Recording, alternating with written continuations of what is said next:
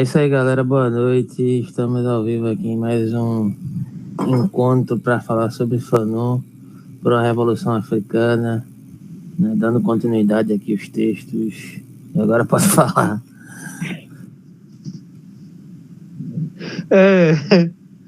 Hoje é a Gélia cara a cara com os torturadores franceses. Aqui foi traduzido a Gélia diante dos torturadores franceses. Mas resumido, né? E a nota deve ser a data em que ele foi publicado. Deixa eu ver aqui.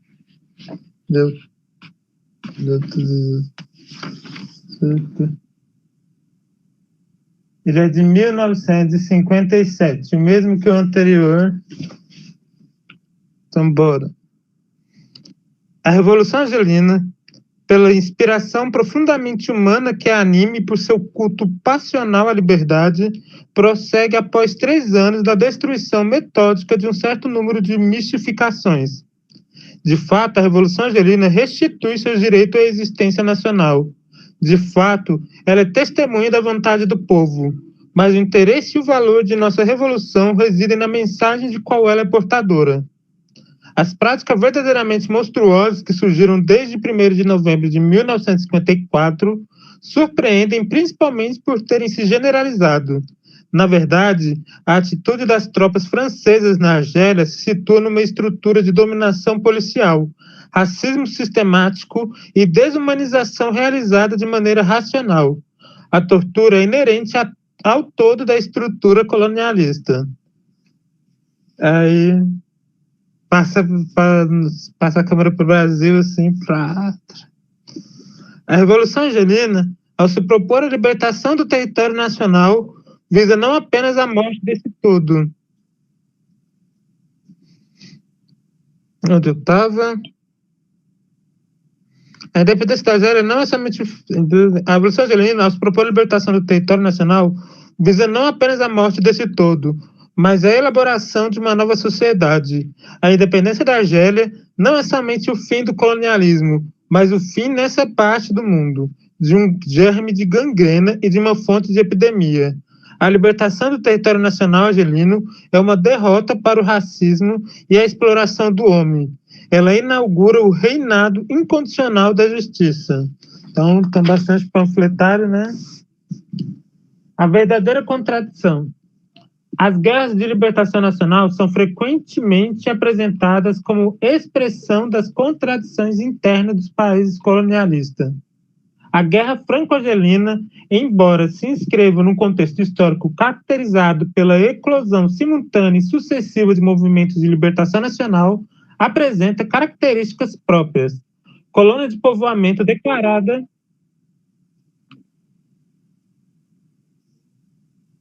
Colônia de povoamento... Nossa, você aceita aí, Alberto? Segura aqui rapidinho, que eu vou precisar fazer uma operação aqui, que eu percebi que meu áudio não tá saindo, mas rapidinho aqui. Segura aí um pouquinho a leitura aí. Rapidinho. Boa noite, gente.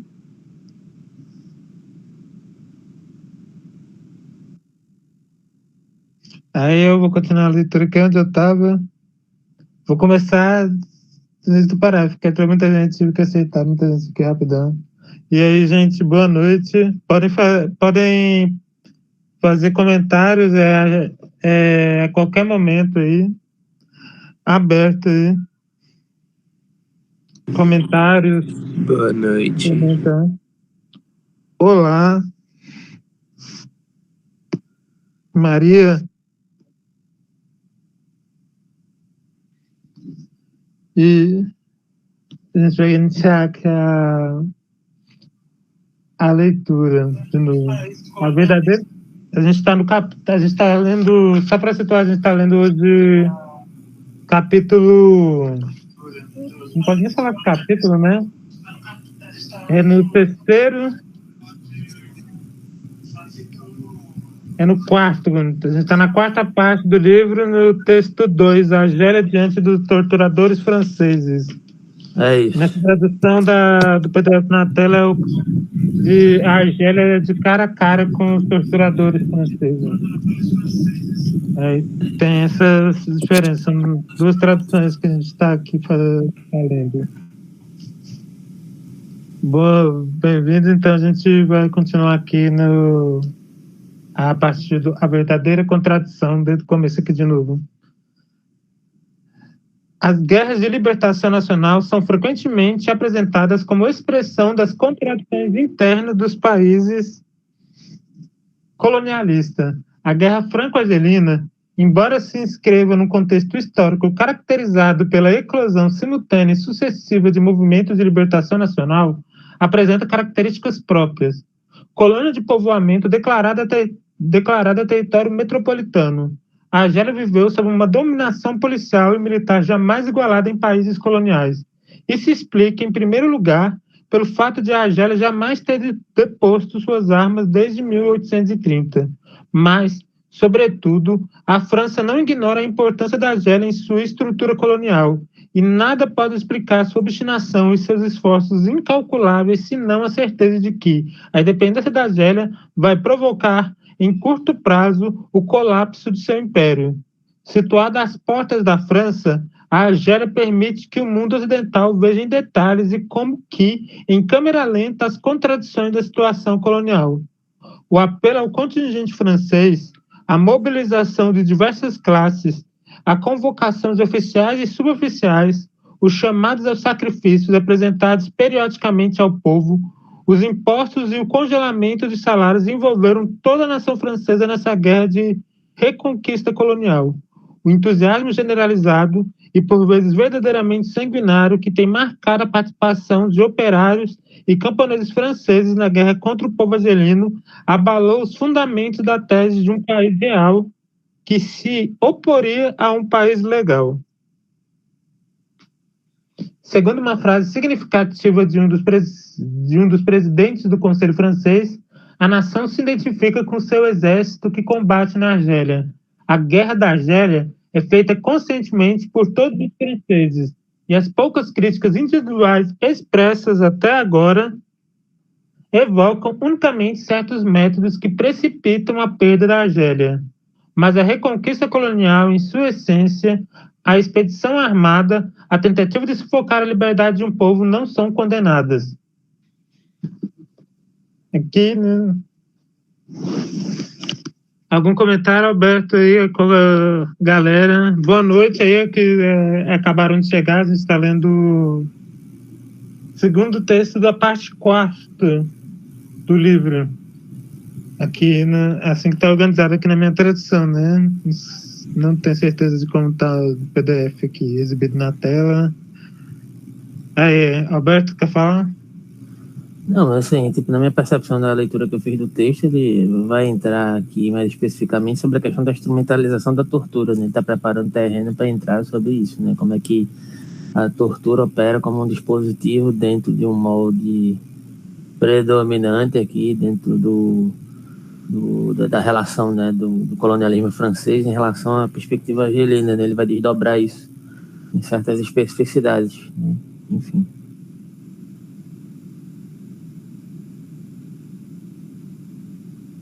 Tem aqui o tom, de novo ressaltando, é um tom mais panfletário, lembrar que é uma publicação do jornal que ele escrevia de forma coletiva e com o que a gente vê, né, muito utilizado. Já tem uma prerrogativa anteriores, né, de movimentos sociais, mas aparece como conceito aí na década de 60 para frente, se não autor, em que o Fanon fazia parte da ala mais que defendia uma posição mais política, na política internacional, aliada à guerra de libertação, enquanto a outra parte era mais militar. E tinha também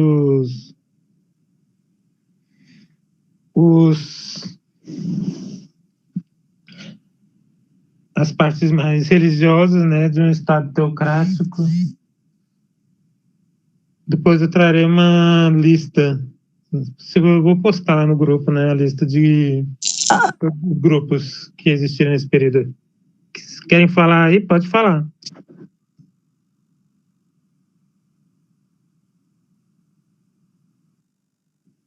Não?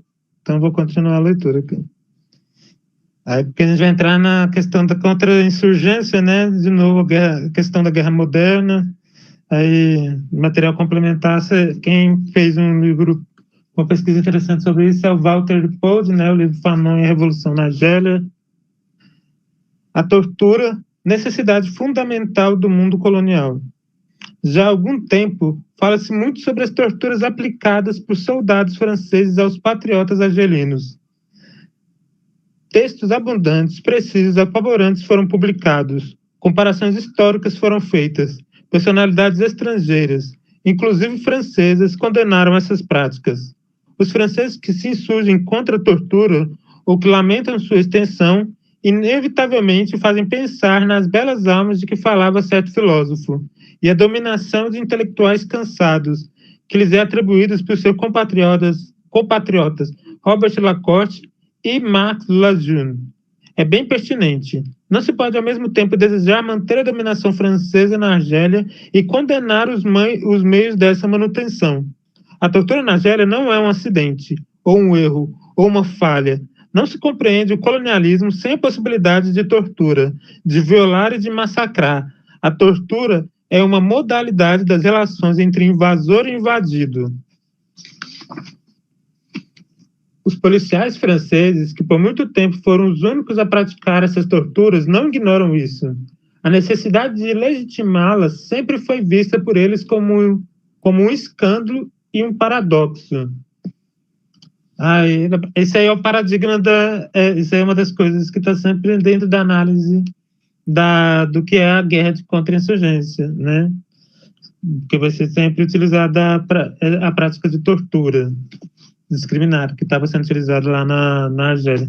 E tem o filme, né, que foi até utilizado, né, dentro dos cursos da defesa americana, e tem esse ponto histórico aí, desde o 1800, depois de 2000, eles utilizaram esse filme que retrata a guerra na Argélia para estudar a teoria de contra-insurgência, né? Porque a guerra na Argélia, como a gente falou aqui, né, surgiu com a doutrina francesa, né, a guerra moderna, também é chamada de guerra, teoria de contra-revolução, teoria de contra-insurgência, contra-revolucionária, que foi aplicada na América Latina, né? E que desembocou hoje com reflexões aí, a gente pode falar aí com mais um desdobramento disso, que tivemos aí a introdução da teoria do André Corybuco e a guerra híbrida, que é uma teoria duvidosa e problemática, ainda mais que é vinda de quem vem. Né, mas vamos continuar aqui a leitura. Ocorre que a tortura um estilo de vida. Ocorre que o sistema tem seus acidentes, suas panes, analisados é de extrema importância. Durante o primeiro trimestre de 1956, os casos de policiais no limiar da loucura se revelaram numerosos. Aí vemos a parte psiquiátrica, né, do Fanon falando. Os problemas que eles apresentavam em seus ambientes familiares, ameaças de morte dirigidas às esposas, graves agressões aos filhos, insônias, pesadelos constantes, ameaças de suicídio. E vai para a nota 18. Em Constantino, um comissário de polícia iria se suicidar em 1956.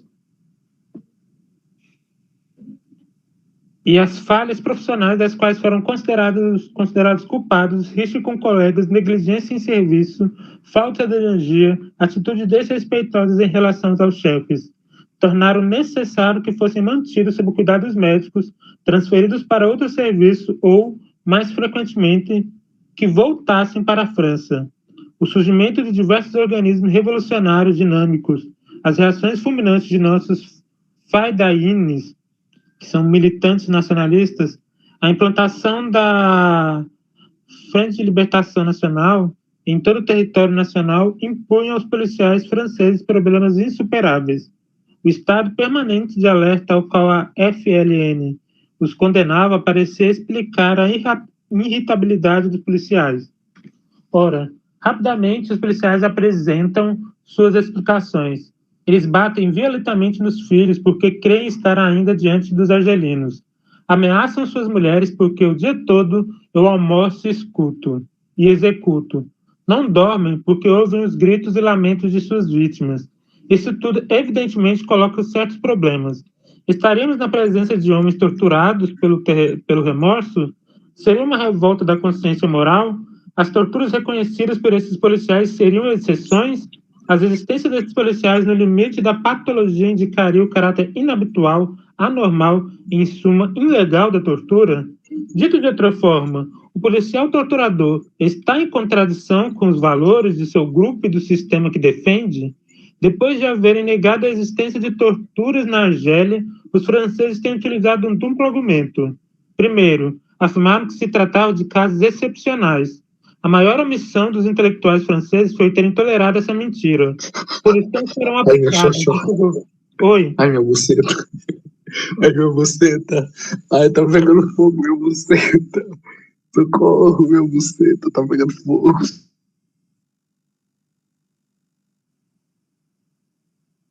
Que engraçado, né? Continua a leitura aí, por favor. Ai, meu Deus. Alguém colocou esse link e espalhou por aí, né? Em qualquer grupo, né? Eu tô ligado. Tem uma pessoa que tá fazendo isso direto. Não é só com esse link aqui desse grupo, não, mas são com vários grupos aí. Mas vai lá, continua a leitura aí.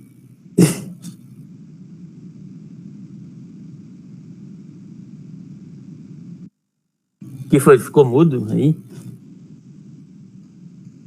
Esqueci o microfone desligado. Surgimento de diversos organismos revolucionários, dinâmicos, as reações fulminantes de nossas militantes nacionalistas, a implantação da FLN em todo o território nacional impunham aos policiais franceses problemas insuperáveis. O estado permanente de alerta ao qual a FLN os condenava parecia explicar a irritabilidade dos policiais. Ora, aí, né, já li essa parte toda. Dito de outra forma, o policial torturador está em contradição com os valores do seu grupo e do sistema que defende? Muito que não. A gente viu casos mostrando que muitas vezes os caras iam lá procurar tratamento para conseguir continuar torturando, né? Mas havia aqueles que desistariam, né? Mas não se fala muito dentre os torturadores disso, né? Entrou mais um aí. Depois de haverem negado a existência de torturadores na Argélia, os franceses têm utilizado um duplo argumento. De novo, você aceita aí, ó, eu vou parar de aceitar. Acho que eu já li até essa parte aqui. Rapidinho, deixa eu Por ter fazer acelerado essa mentira, punições serão aplicadas, disse o governo francês, mas não podemos torná-las públicas, como se a tortura de um homem ou um massacre organizado não se sujeitassem ao direito penal público. A paixão pela verdade e pela justiça não pode aceitar tamanha fraude sem contestação. Aí tem, né, termina com esse tom mais panfletário, mais inflamado ao final. Aí é só nós. A fuga. Então, pode falar. Vai, continua a leitura aí. Não pode falar aí, moço. Não, eu tava pensando em algumas questões aqui, mas assim, é melhor continuar o texto, que aí eu contextualizo melhor. Eu ia falar sobre a questão dessa tortura como dispositivo, como isso pode, digamos assim, como isso é ressignificado dentro dos dois processos evolutivos, que são processos, no final das contas, são processos normativos que se estabelecem mediante violência direta através da instrumentalização da tortura, né? O que me remete a algo, por exemplo, que a gente pode, sei lá, fazer uma comparação, onde, por exemplo, porque isso é o estado de normalidade do colonialismo, né? Dentro dessa vigência da perspectiva francesa em detrimento dos argelinos.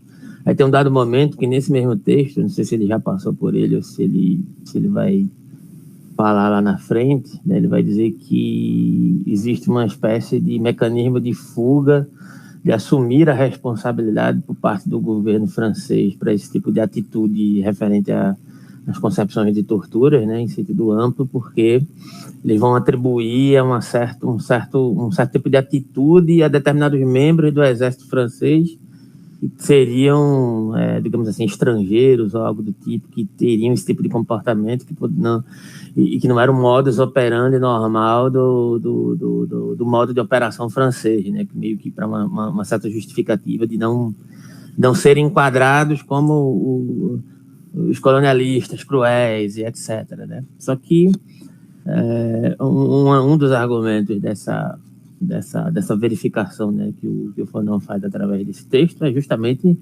aprender que isso fazia parte e faz parte de vários modos de violação e violações que ocorrem dentro de um processo de dominação e dentro de um processo de exercer normatividade referente a um povo que precisa ser dominado e continuamente permanecer nessa espécie de subserviência normativa, né?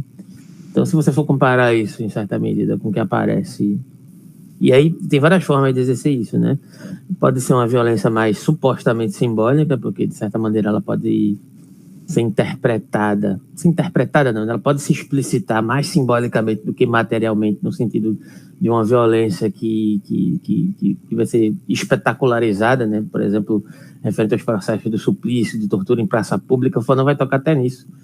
Dentro dos próprios métodos de tortura, como torturar outros insurgentes, né, dentro do contexto de tortura, né, servia para, na verdade, atingir o alvo principal, dependendo da estratégia que fosse estabelecida dentro do mecanismo da tortura, né? Então, mal comparando, né, uma espécie de espetacularização da tortura dentro da tortura material que serve para atingir o verdadeiro alvo, que é uma peça-chave para uma determinada concepção política estratégica dentro daquilo que está sendo proposto ali, né? Dependendo do caso. E aí vai variar de caso a caso como vai haver essa mobilidade da tortura de acordo com aquilo que você precisa extrair, de acordo com aquilo que você precisa reverberar enquanto uma certa concepção política específica dentro da lógica colonialista, né? E não é muito diferente do que, por exemplo, o Nietzsche vai dizer referente ao estabelecimento do Estado e as normativas do direito e o processo de assimilação, de produção das consciências dentro de uma certa produção coletiva, de uma assimilação coletiva, na verdade, que é justamente o que ele diz. E aí, se você for pegar, por exemplo, da segunda, o final da primeira dissertação para a segunda dissertação, né? No começo, né? O final da primeira dissertação, quando ele vai falar da questão lá do Tertuliano, né? Que o Tertuliano não é suficiente, digamos assim, fazer com que aquelas pessoas, isso dentro da lógica teológica cristã, extraída desse trecho que o Tertuliano, que o Nietzsche extrai do Tertuliano para exibir essa espécie de vingança ininterrupta, né? Porque ele diz, olha, aqueles que não forem assimilados pela perspectiva majoritária cristã, né, que não estiverem de acordo com os parâmetros normativos e os parâmetros subjetivadores do cristianismo, eles não só vão ser excluídos da vida eterna, assim como eles vão ser castigados ad eterno. E não só vão ser castigados ad eterno, como isso vai servir para o nosso regozijo, né? Nós vamos assistir isso, né? Como uma forma de nós sabermos que nós somos os eleitos por Deus e eles se lascaram e nós vamos nos regozijar com isso, né? E aí o argumento que o Nietzsche diz que utiliza em detrimento disso, muito próximo, dentro de uma concepção material desse tipo de dominação simbólica que se exerce materialmente dentro de uma espécie de exibição da tortura, né? A comparação que eu estou fazendo aqui vai reverberar lá no meio, mais ou menos, da segunda dissertação do Nietzsche. Não estou dizendo que é a mesma coisa aqui, estou pegando a concepção teórica do Nietzsche, comparando com o contexto da tortura de fato, né, que ocorreu dentro desse relato histórico que o Fanon está fazendo, né, para tentar dialogar com a questão simbólica e a questão da espécie de exacerbação dos processos violentos dentro do sentido mais corpóreo, né? Dentro do sentido de mortificação exibicionista dos corpos dentro de uma determinada delimitação. Ele vai dizer, olha, à medida que essa assimilação ela não é mais possível, né? Essa produção de consciência histórica ela não consegue ser inserida nas mentes dessas pessoas. E aqui Nietzsche não está falando de colonialismo, ele está falando de uma crítica à modernidade, ao platonismo e etc., mas que pode ser comparado em certa medida a essas questões, né? Aí eu comparando com o que Fanon está dizendo, a partir do momento que essas pessoas não conseguem mais ser assimiladas pela lógica aqui dentro do contexto do colonialismo, você precisa demandar uma espécie de mecanismo a mais, de dispositivo a mais, né, para conseguir, digamos assim, delimitar ou fazer uma espécie de cerceamento mais rigoroso, né, mais imponente, e a tortura é um desses mecanismos. E é muito próximo do que o Nietzsche diz lá. Ele diz, olha, a partir do momento que a população ela não está assimilada com essa consciência histórica que está sendo produzida nesse dado contexto histórico, mediante um processo normativo predominante que se estabelece pelo Estado, né, pelo direito e coisas afins, é preciso, digamos assim, aumentar a quantidade de violência direta sobre os corpos como uma espécie de exemplo, né, de assimilação, para que esse tipo de consciência ele continue sendo assimilado. Lógico que é uma questão ampla em sentido geral, que no final das contas ela não vai tocar diretamente nesse contexto, mas pode servir para a gente pensar aí a questão de como a tortura serve a um mecanismo por exemplo, de dosagem, né, de aplicabilidade dentro de um dado contexto, dentro de formas estratégicas, como o braço do próprio colonialismo, e como o próprio Estado é a continuação do colonialismo, né, fazendo essa comparação aqui, né. Então, é preciso desmistificar a ideia do Estado como se supostamente coubesse dentro de uma espécie de reverberação supostamente democrática. Lógico que não é isso que está sendo tratado aqui, mas de um modo geral que a gente pode aprender. Não sei se faz sentido aqui essa minha reflexão, mas é o que eu estava pensando aqui. Porque, inclusive, tem certos dispositivos, se você for observar em questões mais amplas sobre locais de vulnerabilidade, de marginalidade social, você percebe que tem muitas pessoas que estão dispostas a uma série de violações constantes, mas elas continuam ainda, de certa forma, defendendo simbolicamente tudo aquilo que as oprime, né? Por exemplo, mas um dia eu estou aqui nessa situação de marginalidade, mas eu sou uma pessoa muito produtiva, eu sou uma pessoa que quando eu conseguia servir ao mercado de trabalho, eu era destaque, né?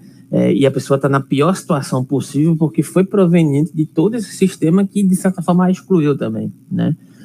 Mas ela não consegue ainda se aperceber que essa exclusão ela demanda um processo muito mais violento e muito mais majoritário referente àquilo que se direciona em detrimento daquela formação, entre aspas, daquela suposta personalidade social que ela termina assumindo para si e termina adoecendo, né? E aí você falou da questão psicanalítica, é justamente essa introjeção, né, dessa espécie de subjetivação ligada aos processos sociais que se direcionam como majoritários em um dado contexto, né, e principalmente dentro da lógica do colonialismo, da lógica da perspectiva franco-argelina aqui, tinha suas especificidades, né, e é justamente isso que a gente está tentando observar aqui no texto do Fanon. Enfim. É lembrar, né, que ele teve até lá no final dos Condenados da Terra, né, tem os textos dele, e lá já ele coloca os casos dos argelinos torturados que ele tratou e dos torturadores. Aí tem alguns casos dos torturadores lá também, para a galera que tiver curiosidade depois.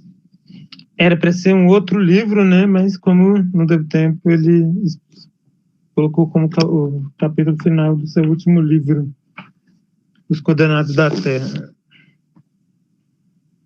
E acho que eu já falei em muitas lives, né, muitas vezes, sobre a questão da tortura, da contra-insurgência, né, então acho que vai ficar repetitivo.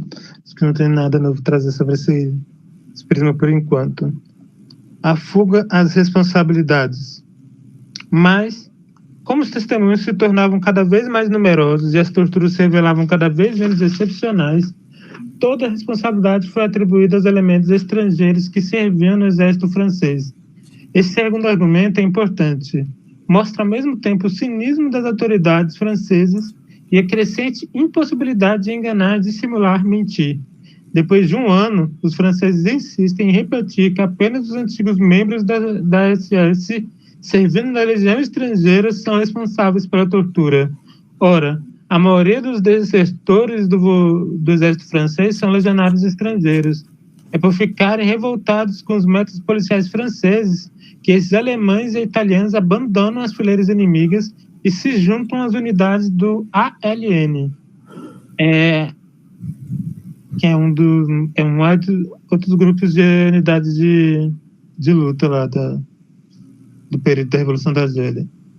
As dezenas que os interrogamos antes de eles serem repatriados. Esses velhos legionários são unânimes à crueldade e o sadismo das forças francesas, são aterradores. Em todo caso, é importante não esquecer que o surgimento de soldados torturadores remonta ao inverno de 1955. Durante quase um ano, apenas os policiais é que torturaram na Argélia. Hoje conhecemos os pormenores dos métodos empregados pelos franceses. Múltiplos testemunhos foram publicados a respeito e elencou-se uma significativa gama de técnicas. Ainda assim, não se forneceu nenhum elemento sobre a doutrina. A filosofia da tortura, informações obtidas pela FLN esclarecem particularmente essa racionalização. Acho que nessa parte aqui está mais a contribuir, né? Entrando mais à frente. Loffredo e Poddevin, os teóricos da tortura. Os policiais franceses Loffredo, comissário em Argel, e Poddevin, que nomezinhos aí, hein? Não poderiam ser dados no Brasil. Os policiais franceses Loffredo, comissário em Argel, e Poddevin, chefe da polícia judiciária de Blida, especificaram a amigos em exposições de caráter técnico a seus novos colaboradores algumas das características dos métodos que utilizavam. 1. Numerosos testemunhos e relatórios convergentes de delatores apontam o Angelino como tendo um papel importante na organização local da FLN. O patriota é preso e conduzido às instalações da PJ, a Polícia Judiciária.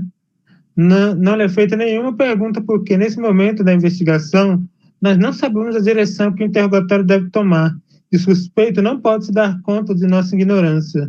O melhor caminho é quebrar sua resistência utilizando o método chamado de aquecimento pelo exemplo. Alguns jipes saem da PJ e trazem uma dezena de argelinos recolhidos na rua aleatoriamente ou, mais frequentemente, num doar das redondezas. Um a um, na presença do suspeito que só ele interessa à polícia, esses homens serão torturados até a morte. Estima-se que depois de 5 ou 6 assassinatos, o verdadeiro interrogatório possa começar. Então, o interrogatório poderia envolver mais pessoas torturadas aleatoriamente para iniciar uma tortura psicológica, ou seja, envolve tortura sobre tortura. Essa primeira parte tem múltiplas camadas assim, pesadas. O segundo método consiste em torturar primeiro o suspeito. Muitas sessões são necessárias para esgotar sua energia. Não se faz nenhuma pergunta a ele. O inspetor pode vir? Nossa, que nome, hein, velho? Que nome! Que utilizou amplamente esse método, primeiro em Blida, depois em Argel, admite que é difícil não dizer nada quando o torturado pede explicações. Assim, é necessário utilizar a quebra de sua resistência. Na 6ª ou 7ª sessão, apenas lhe dizem, estamos te ouvindo. Nesse ponto, o interrogatório não é de forma alguma dirigido. O suspeito, em princípio, deve dizer tudo o que sabe. Nos dois casos, encontram-se o mesmo fenômeno. O interrogatório é postergado. Nessa perspectiva, na qual o pretexto dos fins tende cada vez mais a se destacar dos meios, é normal que a tortura se torne sua própria justificativa. E o sistema colonialista, para ser lógico, deve aceitar a reivindicação da tortura como de seus elementos importantes. E assim o faz a teoria de contra-insurgência, né? Esse é um dos elementos, esse é um dos paradigmas, os 3 paradigmas que eu já falei, da teoria da contra-insurgência. E ele está descrevendo uma das questões, né? Como a tortura absorvida.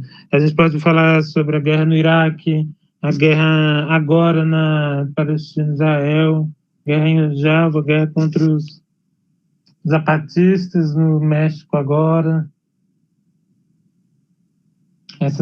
A própria polícia, né, o tempo todo, essa aplicação das torturas. Ele não precisa nem tão longe, é só falar da polícia militar no Brasil. A ditadura militar também. Tá ligado? É mais ou menos esse modo exemplar aqui. As milícias, as facções vão acabando absorvendo algumas características assim também, similar. Então vamos ver aqui. Os intelectuais e a imprensa franceses. O senhor Louis Martin Chauffier, no relatório prudente em que não é difícil identificar uma semi-aprovação, não consegue escapar desse dilema. O argumento da tortura excepcional é aí retomado com particular vigor. Entretanto, o autor chega a reconhecer que, cometidos no estágio inferior, esses crimes são de alguma forma acobertados pela negligência dos poderes superiores em tomar um cuidado suficiente e ameaçam pela quase impunidade que os encoraja a erigir-se no verdadeiro sistema. A contradição não pode mais ser negada e a frase seguinte é de Igami, inspetor-geral de administração em missão extraordinária, a mais alta autoridade francesa na Argélia, que aprova, aconselha e legitima esses crimes. O pretenso desconhecimento dos poderes superiores é manifestamente uma mentira e uma hipocrisia. E isso é bem descrito já nos Estados Unidos pelo Herbert Harcourt, né? Mas eu não conheço ainda um autor brasileiro que está trabalhando sobre isso. Vou perguntar para Cássio, né? Já que a gente vai fazer live com ele dia 30, perguntar para ele sobre essa questão aí da tortura. No Brasil, a institucionalização da tortura, né? A gente vê novas fases, tanto que no livro do Herbert Harcourt, que ele vai dar, né, desde 2001 para cá, a paradigma de contra-insurgência, que os Estados Unidos estão voltando contra o próprio cidadão, e que eu vejo de forma similar, descrito também ali no Comitê Invisível, Tico, para o paradigma Europa, uma linha mais internacional, a gente vê certos fenômenos se repetirem. E agora eu me perdi onde eu estava no texto. Cadê? Não mentia-me para quiser. Martin Chauffier ficaria muito surpreso ao saber.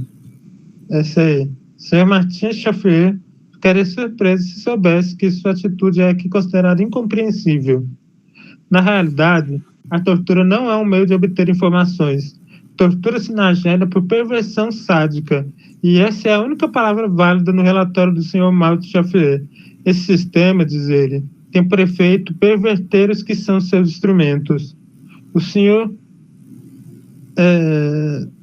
Matei, que é outro nome aqui, né? Tem um G-U-M-I, que dificulta a leitura. O Sr. G. Matei, que participou das expedições francesas na Argélia, acaba de publicar algumas páginas no número de julho e agosto da revista Tempos Modernos, a revista dos existencialistas, né? Eu lembro, escreveu ele, que de tempos em tempos, quando o cinema ambulante do batalhão vinha projetar um filme para nós, e este não agradava, soldados e oficiais se levantavam e iam tranquilamente passar o final de noite na companhia dos prisioneiros. Os gritos eram parcialmente abafados pela música do filme. O senhor Matei se revolta contra esses atentados à dignidade e à honra dos franceses e, naturalmente, termina seu testemunho com o já clássico argumento dos democratas franceses. Que geração é preparada nesse caldo de cultura que é a Argélia atual? A gente vê isso nessa esquerda mais institucionalizada, né? E nessa parte mais burguesa e da direita também esse argumento, né? De quando acontece alguma descobre assim, vem um escândalo assim, de algum tipo da polícia e tal. Nossa, que geração é essa? Como isso vai afetar? E tal, o que estamos criando? A comoção nunca é pelas vítimas, assim, no caso, quando são estigmatizados, como, por exemplo, os prisioneiros, né? Quando eles são assassinados e tal, aí viria uma evidência de tortura, chacina, requinte de crueldades. Vai se falar sobre os efeitos, né, na saúde mental do torturador, do policial, e não das vítimas, das famílias e do trauma social sobre um assassinato desse nível, assim, no Carandiru, por exemplo, que eu estou utilizando de exemplo. Assim. Tem alguma coisa a falar? No momento ainda não.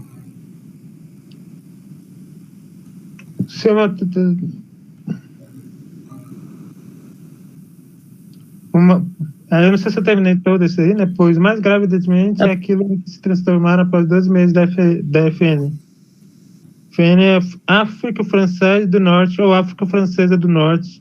Era um termo utilizado para definir toda a região norte da África ocupada pela França durante o período colonial. Esses jovens convocados com os quais passei 6 meses, verdadeiros mercenários. Lembrando, né, que aqui tá 2 pontos que o Fanon tá criticando o cara, né? Tá criticando essa mongolice, essa posição de indignação abstrata dele, genérica dele, e que desconsidera o outro que está sendo torturado no momento de indignação dele.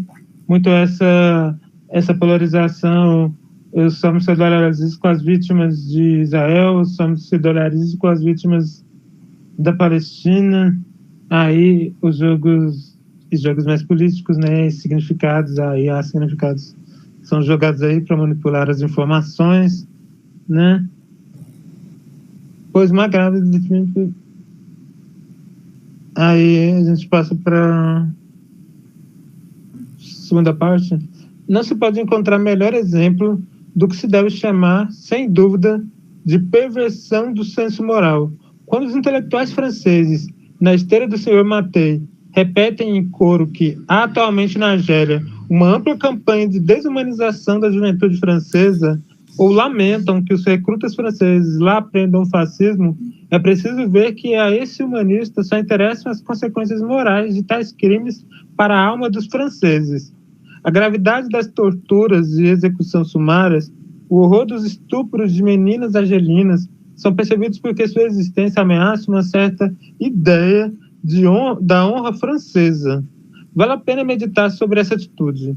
Uma tal exclusão do argelino, uma tal ignorância em relação ao homem torturado ou à família massacrada é um fenômeno inteiramente original. Ele se assemelha a certa forma de pensar egocêntrica, sociocêntrica, que se tornou característica dos franceses.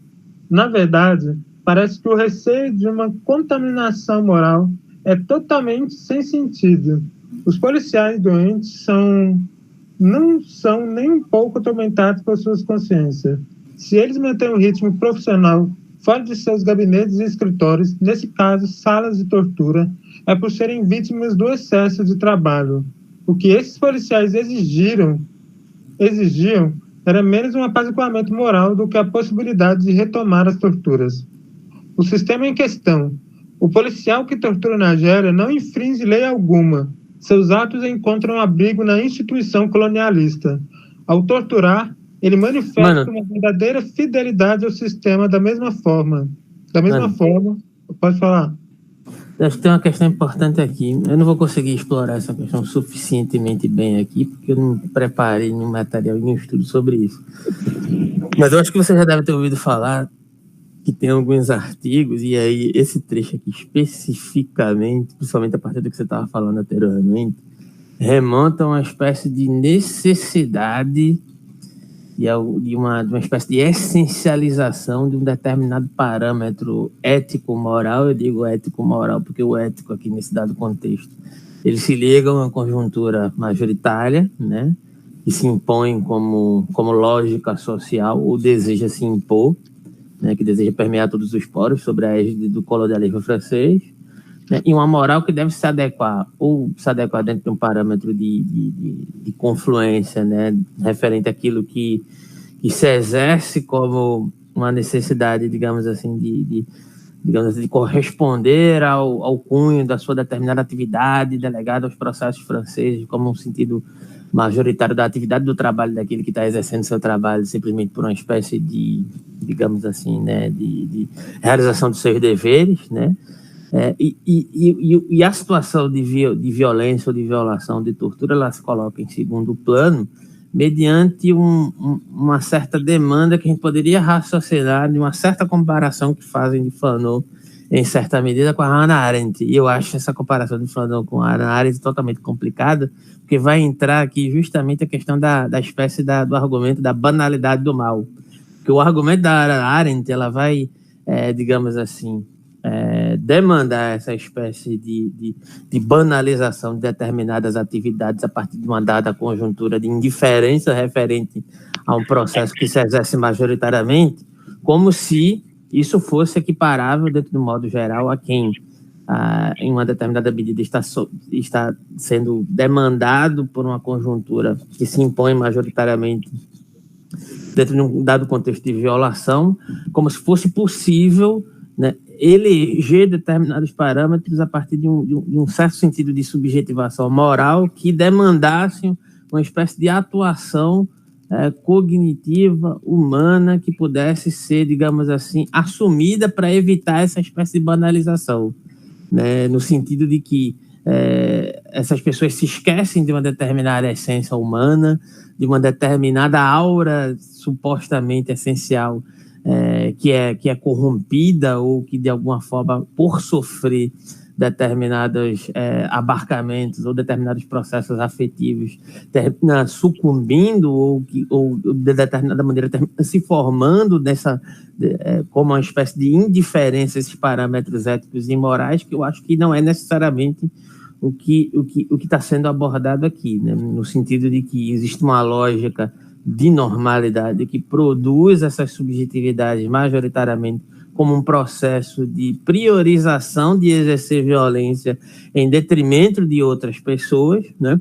E se essas pessoas escapam a esse parâmetro moral majoritário, elas são interpretadas como bárbaras, como não humanas, como pessoas que devem ser punidas, como mais uma peça de justificação do próprio processo de tortura, né, para poder justificar mais uma vez o processo normativo que se estabelece dentro de um sentido amplamente majoritário dentro da lógica colonial, né, e que não causa, diga-se de passagem, o mesmo horror e a mesma revolta que ocorreu dentro do parâmetro, sendo bem direto aqui, que era a preocupação da Hannah Arendt, que era a questão do Holocausto, né, no sentido de que, nossa, que horror que o Holocausto causa, mas o colonialismo em África, em outros parâmetros que são costumeiramente reinvestidos e continuam sendo reinvestidos, eles não causam o mesmo tipo de sensação de asco que causou dentro do contexto, pelo menos simbolicamente, né? Porque se utiliza isso simbolicamente para jogar o que é que deve ser priorizado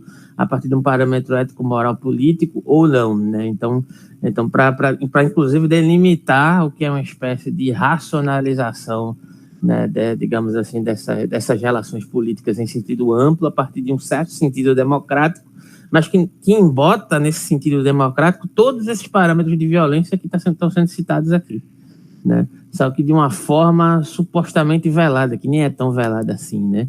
Mas que torna-se, né, que cria uma série de processos supostamente embotados, espetacularizados, né, que atendem pela égide de um determinado parâmetro democrático, que, na verdade, no final das contas, é uma continuidade de tudo isso aqui que está sendo dito, né, no final das contas, né? Então, tem alguns artigos, talvez em algum momento, que tentam fazer essa comparação, como se o Fanon estivesse próximo da Hannah Arendt, dentro desse sentido, sobre uma discussão acerca da violência, como se o que Fanon falasse acerca da violência, lógico que vai ter certos afastamentos a partir do que Fanon é acusado de ser, né?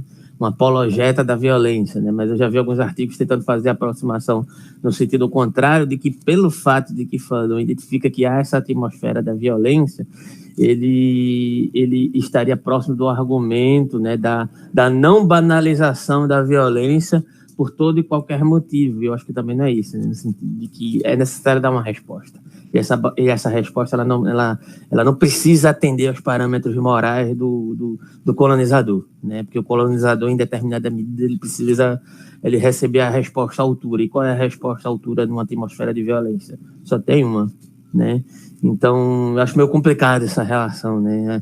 Principalmente por conta da Hannah Arendt não estar nem um pouco preocupada com as questões coloniais, né? No final das contas, né? Ela em algum momento demonstra uma certa tendência a se aproximar de diálogos mais ponderadores dentro da perspectiva do socialismo real, só que ela se afasta disso completamente por conta das tendências que ela vai desenvolver, das tendências políticas que ela vai desenvolver durante toda a trajetória dela, né? Digamos, a aproximação dela com os Estados Unidos, etc., a estadia dela lá, todas as revisões do livro dela sobre origens do totalitarismo, que a primeira parte é uma coisa, a segunda parte é outra completamente diferente, né? Se você for ler, vai ver quantas revisões e quantos prefácios ela fez para esse livro, né? Que é tido como um livro referência justamente para eleger esse tipo de posição supostamente neutra e democrática, que no final das contas não existe, né? É uma grande abstração, eu acho que se relaciona com isso que está sendo abordado aqui. Não sei se faz sentido para você, se você quer comentar. Enfim, mas eu já vi vários artigos tentando dar conta dessa relação aí, Fanon e Hannah Arendt, que eu acho extremamente assim, incompatível. Mas, enfim. Acho que eu não tenho como entrar nesse debate ainda, né? Mas acho que deve ter muita diferença, né? Porque da posição em que eles escrevem, Fanon escreve de dentro do front, né? E ele não fala no sentido de uma banalização. Ele não faz uma diferença entre um cidadão comum ou cria uma questão. Eu acho que ninguém pensa no torturador como algo excepcional, né? Que ele existe antes mesmo da Segunda Guerra Mundial, já se torturavam, né? Então, muitos dos massacres que a gente vê até cenários são anteriores à Segunda Guerra. Então, como essa galera se diz, então, acho que até com Foucault, eu acho que fica difícil. Acho que não deveria ser uma dica sutil, não deveria se usar esse conceito da banalidade, do mal, porque acho que dentro desses dois autores ela se perde, senhora, mas a atividade desse desenvolvimento, mas aí eu tenho que estudar ela e desenvolver, né? Não, é porque essa questão da banalidade do mal, ela tem um parâmetro formalista kantiano, que é o seguinte: age de tal forma que a tua máxima possa ser considerada universalmente, né? No sentido de que o homem tem um certo sentido, isso lidando com uma perspectiva de natureza humana, entende? E aí essa questão da não definição da natureza humana, da concepção da identidade em Fanon, ela é visivelmente algo que ele não vai assumir, né? Então, e principalmente por conta da oposição dele ao formalismo kantiano, né? Então, essa ideia da banalidade do mal seria uma espécie de desconsideração dessa máxima kantiana, como majoritariamente se interpreta Kant, e principalmente a Hannah Arendt, que vai terminar sendo uma moralista nesse sentido, né? Não que o moralismo seja algo necessariamente ruim, mas se elege uma espécie de universalidade do moralismo baseado num dever ser do homem, que está permeado por um molde basicamente eurocêntrico do que é o homem, digamos assim, né? do que aquilo que ele pode reproduzir, sendo um homem democrático, um cidadão, né? Um cidadão de bem, né? Entende? Todos esses parâmetros estão imbuídos aí nessa espécie de diagnóstico da banalidade do mal, né? A banalidade do mal, ela meio que reproduz certos aspectos de que o homem, esse homem do imperativo categórico, deve compreender o seu dever ser ligado a determinados parâmetros e utilizando justamente a questão da barbárie do Holocausto como uma espécie de subterfúgio para essa argumentação, né? Você pega algo que não é nem um pouco justificável de forma alguma, mas você usa como base para justificar uma espécie de dever ser do homem que deve atender aqueles determinados parâmetros em toda e qualquer situação, digamos assim, né? Como se alguém que não atendesse aqueles determinados parâmetros estivesse fadado a reproduzir algo análogo ao Holocausto, por exemplo, entende?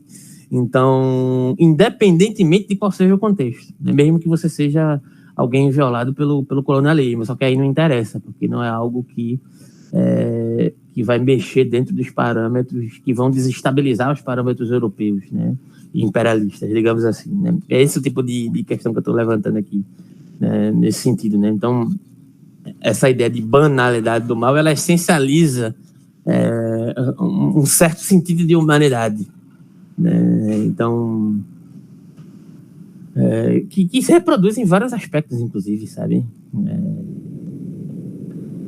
Quando, por exemplo, acho que foi Adorno, ou foi alguém da escola de Frankfurt que falava que depois de Auschwitz não é possível mais se pensar numa palavra próxima a isso, se pensar numa espécie de exacerbação da razão, porque a racionalidade ela estava presente ali de maneira inequívoca, né, dentro das formas de operar, da forma de produzir horror e etc., né, como se aquilo tivesse atingido um ápice nunca antes visto e que tivesse sido abandonado ali, digamos assim, né? Então, é uma visão muito autocentrada dentro de um certo aspecto meio que é muito próximo. Por que eu estou levantando essa questão? Porque lá em cima, o que Fanon fala sobre a questão da tortura é uma autopreocupação com a sua própria imagem, é o que me parece, no final das contas, né? Quando o Adorno fala isso, nossa, a partir de agora não vamos poder mais falar de racionalidade. Eu não sei se é exatamente isso que ele fala, mas ele fala uma frase muito próxima a isso, no sentido de que depois de Auschwitz, nada vai ser o mesmo, né? nada vai ser a mesma coisa, a própria racionalidade como era vista antes jamais vai poder ser exercida novamente, ou algo próximo a isso, né? E aí é justamente onde ele vai tentar problematizar. Ele já tinha isso nos escritos dele, né? Mas vai exacerbar a questão da dialética negativa, né? Como uma espécie de enfrentamento à dialética hegemônica que permaneça sobre áreas mistificadoras que possam justificar de alguma forma a opressão ou a dissolução. Mas isso aí é uma questão para discutir especificamente em Adorno, mas o que me parece, deixa eu só até achar o trecho que Fanon fala isso aqui em cima, né? Aqui, ó, me pertence àquela forma de pensamento egocêntrico e sociocêntrico que se tornou uma característica dos franceses, né? Um receio de uma contaminação moral, né? Ou seja, uma espécie de uma tendência de autojustificação sobre algo que ocorreu, sobre a manifestação de uma violência que ocorre e surge a qualquer momento, né? Basta ameaçar os parâmetros hegemônicos de uma certa condição sociopolítica em sentido amplo, né? Para isso vir à tona ser um menor pudor, só que aí é a questão da imagem, né? Como é que se justifica essa imagem, né? Como é que a gente vai criar subterfúgios para dizer que não era isso que nós estávamos pretendendo, algo fugiu ao nosso controle, só que tudo isso faz parte do parâmetro de normalidade desse tipo de processo, né, no final das contas, né? E aí parece que isso não continuou a ocorrer, no final das contas essa é a questão, né? Foi por conta de uma banalização de determinadas atitudes, foi por conta de um certo desprendimento moral que é fomentado dentro de um contexto cultural que deve ser combatido, né? Como se tudo permanecesse nesse âmbito abstrato, como se a própria violência ela não fosse instrumento desde sempre de certos processos de dominação que continuam ocorrendo, inclusive dentro dessa suposta democracia, digamos assim, burguesa, né? No final das contas, né? Então, enfim, por onde eu estava raciocinando, mais ou menos. Eu vejo o seguinte também, né? A questão, assim, eu acho que aqui estão sendo operados outra visão, né? É que esses procedimentos, essa tortura, não é que eu acho que o Fanon não está preocupado com questionar a moralidade e a capacidade desse homem fazer isso ou não. Eu acho que meio que entra realmente no que você está falando aí, é meio que a posição da Ana Arendt, quando está falando da banalidade do mal, é meio que essa preocupação dos democratas da esquerda reformista franceses se preocupando mais com a nação, ainda utilizando, tem esse jogo aí também, né? Essa pesca ele ainda fala em África do Norte francesa, ou seja, uma gera francesa de pertencimento, em que ele condena a guerra, condena as mortes, a violência, e se escandaliza principalmente sobre os efeitos disso no indivíduo francês, no sofrimento, na violência, na transformação da cultura, né, o que isso irá nos trazer, mas ele não pensa, o outro permanece invisível, mas o foco do Fanon é falar, não, essas práticas, elas são legalizadas, elas não são de agora, elas são formalizadas, elas são uma prática institucionais, elas são refinadas, elas foram melhoradas.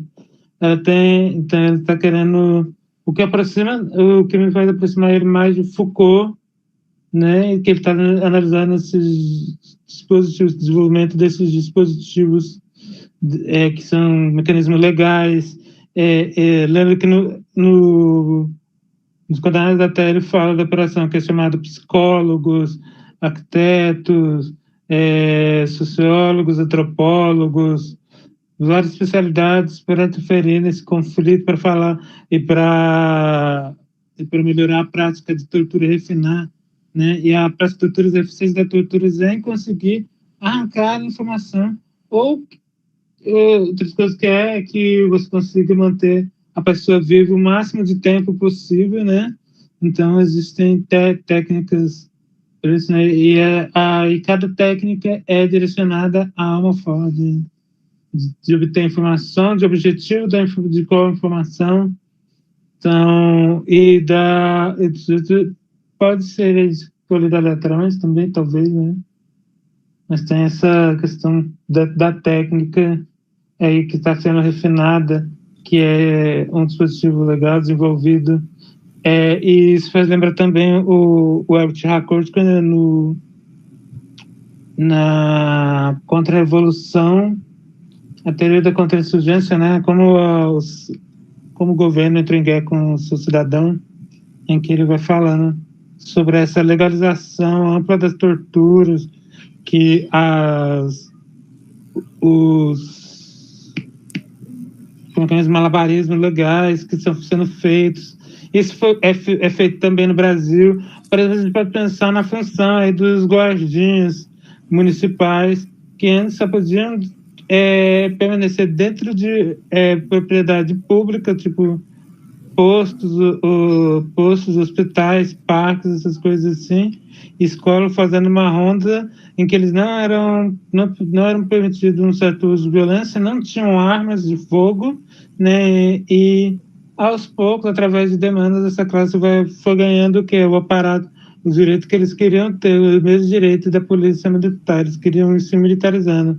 Aí hoje aqui em Goiás, né, a guarda primeiro conseguiu o direito de ter armas, né? Aí depois até o direito de enquadrar pessoas por posses e de prender, de atuar por posse de droga.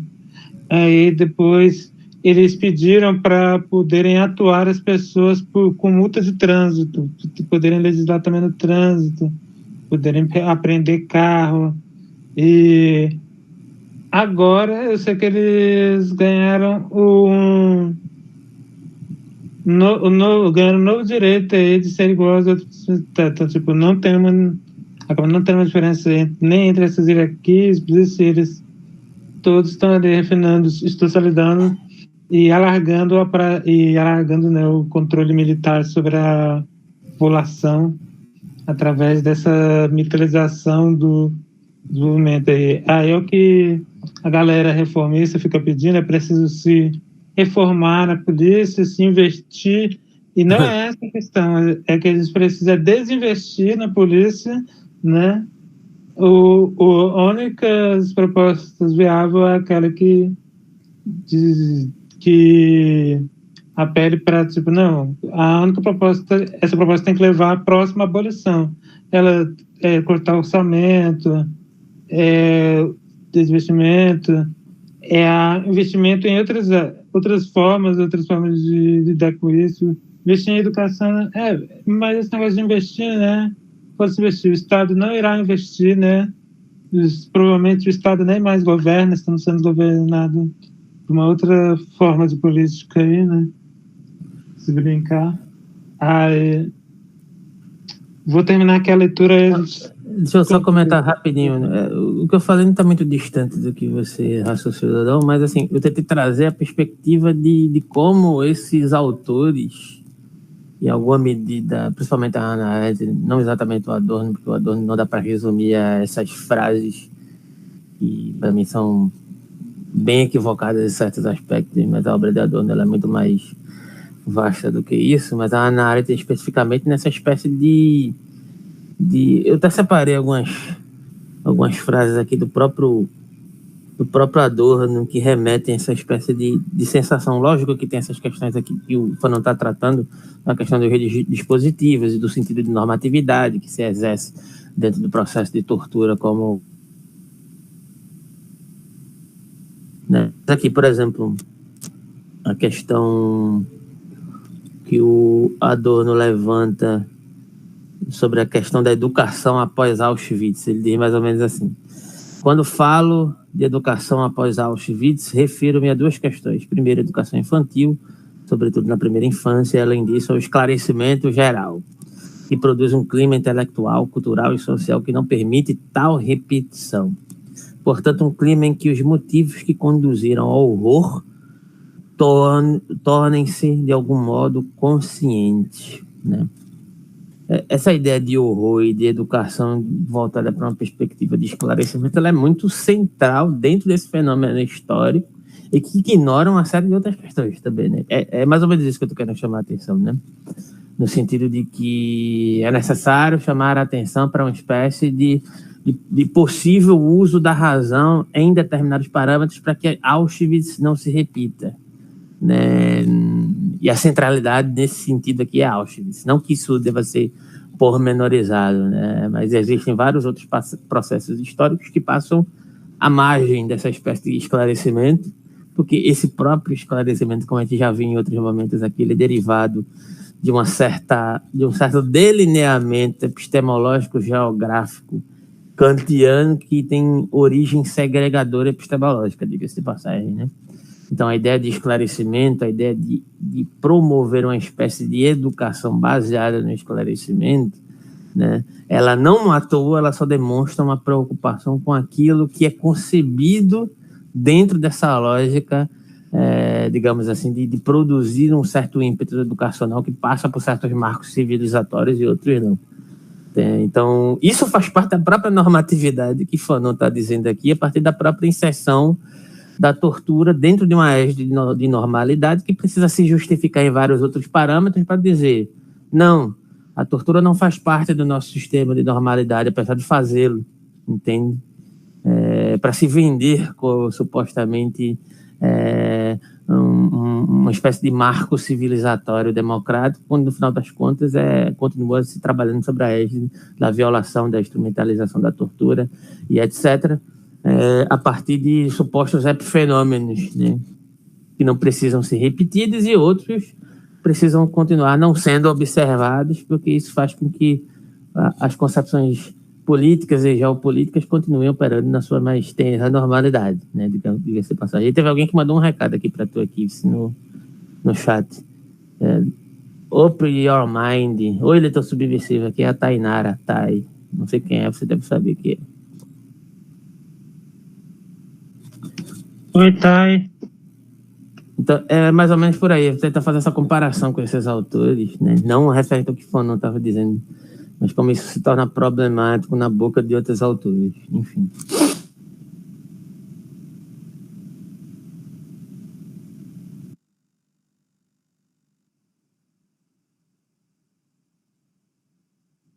Aí, onde eu estava, vou continuar aqui, né? Porque é mais ou menos isso que eu quero complementar. É uma fã sua, cara, que isso. O sistema em questão, o policial que tortura na Argélia não infringe lei alguma. Seus atos encontram abrigo na instituição colonialista. Ao torturar, ele manifesta uma verdadeira fidelidade ao sistema. Da mesma forma, os soldados franceses não podem fazer diferente sem condenar a dominação francesa. Todo francês na Argélia deve se comportar como um torturador. Se a França quiser permanecer na Argélia, não há outra solução senão manter uma ocupação militar permanente e uma estrutura policial poderosa. As forças inimigas não podem imaginar até que ponto lhes é possível fazer outra coisa senão evacuar o território nacional. O povo argelino não luta contra torturas, o estupro das meninas ou assassinatos coletivos. A história da ocupação francesa é marcada por tais crimes. Na Cabília, até pouco tempo atrás, assustavam-se as crianças ameaçando chamar o Bourgeois. Thomas Robert Bourgeois, militar francês nomeado governador-geral da Argélia em 18 1840, que ficou famoso por suas táticas violentas. O povo argelino não ignora que a estrutura colonialista se baseia na necessidade de tortura, estuprar e massacrar. Assim, nossa reivindicação é desde já total e absoluta. Os policiais sádicos que perderam o sono e os soldados torturadores que correm o risco de se transformar em fascistas nos apresentam a nós argelinos um problema preciso. Como modificar nossa estratégia e intensificar nosso combate para que o território nacional seja o mais rápido possível libertado? Qualquer outra consideração nos é radicalmente estranha. Aí, né, então, o posicionamento político tem que se mostrar no ficado de não se arrefecer e que nada além da libertação e nada além do combate vai ser o processo garantidor da independência, né? Os processos políticos, o que se dá posteriormente, as problematizações ali, passou ali nos condenados, né? Vem essa importância, mas é isso aí, né? Acho que ele afirmou os pontos, né? Da transação. O negócio também de se negar a tortura, não há negativo apenas em notas, em transmissão de se informar ao público de que as torturas existem e que se faz tortura. Às vezes se faz o tempo todo, mas a negação são das próprias pessoas, a gente não reconhece como tortura, né? Apenas se vier um relatório e confirmando, sancionando, ou se for algo muito assim, violento, terrificante, né? A gente vai se reconhecer como tortura, porque tem essa questão, né, de estudar os mais de torturas, estudar formas legais de se justificar a tortura, né, de justificação disso e legalizando. O Foucault fala disso, só que ao contrário, né? Ele vai falando que ele vai tornando, um momento ali, ele vai falando do momento que os ilegalismos populares começam a ser criminalizados, enquanto a partir da guerra contra a insurgência, a gente vai vendo o ilegalismo do governo vai sendo legalizado, vai sendo buscando subterfúgio para justificar a tática do contra-terrorismo, da contra-revolução da consciência, né? No caso aí, né, o período da construção da tática de contra-terrorismo, mas a tortura ela é anterior à guerra moderna, né? A guerra, assim como a guerra anterior à independência da Argélia. E o Fanon está escrevendo um lugar específico ali que é bastante curioso, porque é o que reverbera no nosso momento político atual, né, como pensar até tanto no nível de geopolítica ou antropológico ou sociológico, ou pensar dessa questão política da militarização da técnica de Estado, uma política de contra-revolução, né? Pelo menos para nós da esquerda é necessária essa reflexão.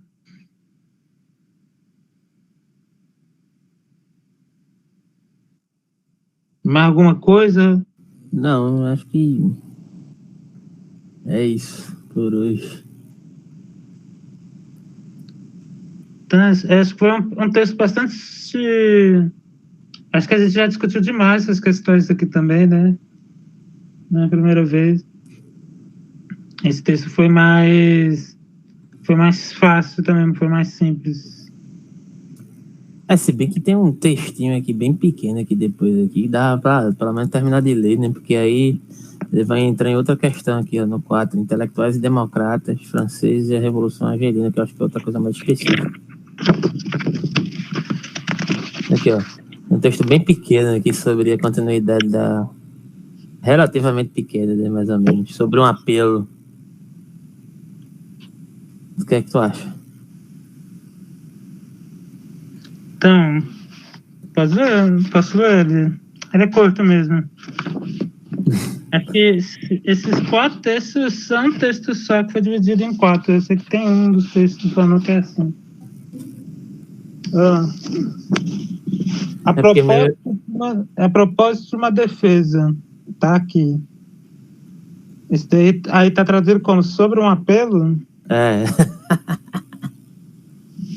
Enfim. Enfim, sobre um apelo. Para além das execuções ou das salas de tortura, os democratas franceses às vezes se dirigem ao povo argelino e lhe pedem para não tratar com o mesmo desprezo e o mesmo ódio os diferentes elementos que representam o povo francês. Georges Arnaud lembra, não sem amargura, que tudo na Argélia, principalmente a condenação à morte de uma mulher inocente e desequilibrada levada à loucura por seus carrascos, é feita em nome do povo francês. Georges Arnaud, há 3 anos, aí ele implicando, né? Ele tá. Nossa, eu nunca lembro as palavras, né? Ele está.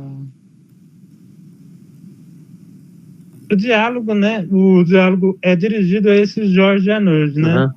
Ele está. Como é que é mesmo quando fala que você está. Para o cara mostrar qual é a dele. Esqueci, é uma palavra difícil, gente. Ele está conclamando ele a falar, como é que é mesmo?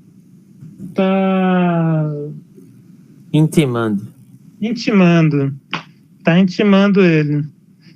Georges Arnaud lembra, não sem amargura, que tudo na Argélia, e principalmente a condenação à morte de uma mulher inocente, desequilibrada, levada à loucura por seus carrascos, é feita em nome do povo francês.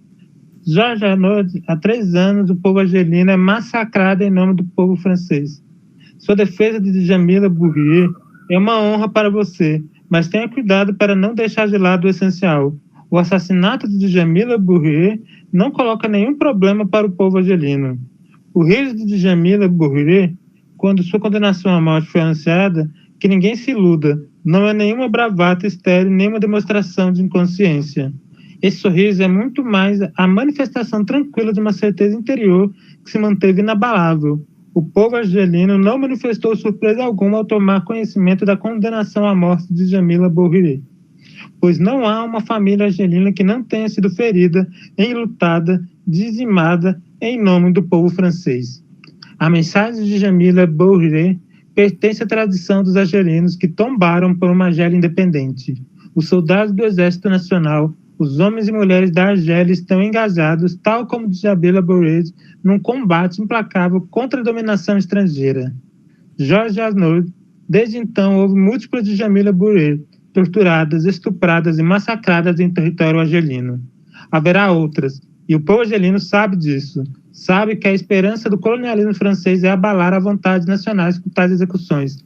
A característica da maioria dos democratas franceses é precisamente não se alarmar senão diante de casos individuais, capazes de arrancarem uma lágrima ou provocarem pequenas crises de consciência. Aqui se avalia a realidade do histórico atraso da consciência francesa. A luta pelo respeito às liberdades individuais e aos direitos do homem, tão fecunda 2 séculos atrás, não chega a substituir a luta pelos direitos dos povos, donde essa tensão diante de casos específicos e a vã esperança de atrair os interesses do povo francês para o todo a partir de situações limites como essa. A situação limite não é nem Bourrier nem Zedor, nem mesmo o estado de Philippeville. O estádio da cidade de Philippeville, na Argélia, foi palco de massacre de dezenas de prisioneiros argelinos pelas forças francesas em 55. A situação limite é a vontade de 12 milhões de homens. É a única realidade e não é passível de simplificação. 12 milhões são a população sob dominação, né, naquele período na Argélia, segundo o que falam. Será, Georges Arnaud, que você realmente pensa estar prestando um serviço ao povo francês ao falar de Djamila Bourrier, desde que ela fosse absolvida? De quê? Indutada? Será que a luta do povo argelino e a repressão feita em nome do povo francês mudaria de forma? É verdade que seu livro foi escrito para um público francês. Também é verdade que existem na França, há algum tempo, hábitos fascistas pelos quais os escritores que se prezam pagam o preço. Por tudo isso, sua obra é corajosa. Georges Arnaud, perceba, o essencial é não embaralhar as cartas, é não apresentar Djamila Bourrier como uma pobre moça vítima da maldade. Djamila Bourrier é uma patriota argelina consciente, membro da FLN. ela não pede comiseração, tampouco piedade. A dignidade de Jamila Bouriede, sua extraordinária tenacidade, sua obstinação em se manter de pé, em não falar, sua preocupação de sorrir diante da morte constituem as características essenciais da atitude nacional do povo argelino. A morte de Jamila Bouriede, e nisso você tem razão, Jorge Arnaud, coloca um problema para o povo francês. Devemos, porém, reconhecer que, decorridos 3 anos, não parece que esse povo tenha percebido a terrível responsabilidade que assumia perante o mundo e diante da história, ao avalizar, ao participar dessa guerra da Argélia, da qual se pode dizer que foi a maior vergonha de nossa época. O Dr. Jacques Verge não pode defender Jamila Bouriede. Você diz, Jorge Arnaud, que faltou pouco para que ele fosse linchado por essa parcela do povo francês que reina em Argel. Eis aqui, portanto, um novo pretexto para a revolta, o direito à defesa da proteção da defesa. Em algum lugar, né? Como estamos longe dessa guerra, que será preciso reconhecer um dia, de respeito aos 2 povos. Quanto a Jacques Verges, originário da Ilha da Reunião, colônia francesa, basta nos lembrar como muitos de nós fomos especiados em Lyon 10 anos atrás por nos sentirmos em pé de igualdade em relação a ele.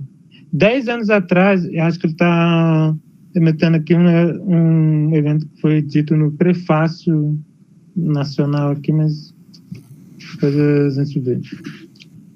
10 anos atrás, centenas de trabalhadores e estudantes argelinos manifestando solidariedade a um parente do Dr. Verges, vítima de um complô colonialista na Ilha da Reunião, eram espancados pela polícia e pela Gendarmeria francesa. Reunião é assim tão distante de Argel? Então, Reunião é a região ali. Então, eu acho que, lógico que eu não posso dizer com certeza, mas apresenta alguns elementos do que eu tentei dizer da comparação de Fanon referente a Hannah Arendt. Eu dei uma breve pesquisada aqui. Esse Jorge Arnaud escreveu um livro sobre essa militante de Jamila Bouriede, e é justamente o que ele está criticando aqui, né? Então, se eu conseguir baixar aqui, eu até me interessei por ler para ver as nuances do que o Jorge Arnaud, que é um escritor francês, fala especificamente sobre falando de alguns indícios aqui, né, de maneira bem incisiva, né? Mas aqui não dá para ter certeza se é alguém que vai... Acho que no próximo capítulo, porque o próximo capítulo é exatamente os eventuais democratas franceses diante da Revolução Argelina. É a crítica desse... E a gente já falou isso muitas vezes também, né? Acho que eu tentei. Né? O Fanon critica... Foi uma vez, se lembra de uma vez que eu critiquei aquela pessoa pelos comentários que ela fez, o Batista, aí o Zé Fanon, que eles começam a... É uma esquerda que se diz estar ao seu lado, quer oferecer o apoio, mas com condições. Você tem que seguir as regras da civilidade. Exato, exatamente. Esse é o meu ponto. Exatamente. Que pede uma civilidade a ele.